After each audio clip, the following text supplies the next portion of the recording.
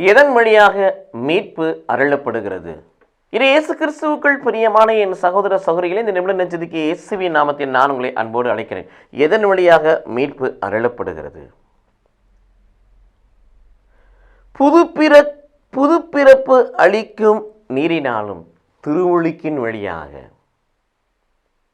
அதைதான் புது பிறப்பு அளிக்கும் நீரினாலும். பாவத்திற்கு மறித்து நீதிக்கு பிழைக்கிறப்படினாலே அது புது பிறப்பை கொடுக்கிறது.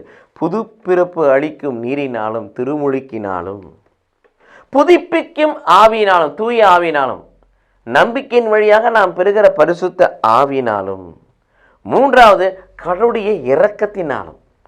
நம்ம பெருசா வாழ்ந்தல, கடவுளுடைய இரக்கம் கேட்கிறார் அல்லவா?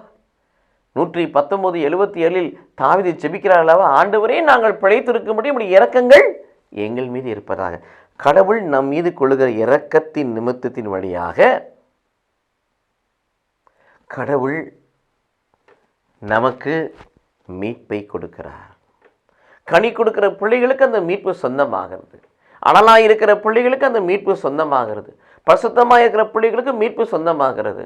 ரோமர் 5:9 வாசிக்கிறான், பாவத்தை அறிக்கை செய்து பாவ மன்னிப்பு நிச்சயத்தை பெறுகின்ற பொழுது 1 யோவான் 1:7 வாசிப்பது போல இயேசு கிறிஸ்துவின் ரத்தம் நம்மை சகல பாவங்களும் சுத்திகரிக்கிறது. ஆனால் ரோமர் 5:9 இயேசு கிறிஸ்துவின் ரத்தம் நம்மை நீதிமானாய் மாற்றுகிறது. இது இயேசு கிறிஸ்துவில் பிரியமான இவ்விதமாய் அவனுடைய இரக்கம், அவனுடைய இரத்தம், பரிசுத்தமான வாழ்வு, பாவ அறிக்கை, திருமுழுக்கில் வழியாக நான் கொடுத்த வாக்குறுதி, அந்த வாக்குறுதியின்படி வாழுகிற வாழ்வு, பரிசுத்த ஆவியை பெறுகிற நிலைப்பாடு, இவை நமக்கு மீட்பை முத்திரையாக கொடுக்கிறது.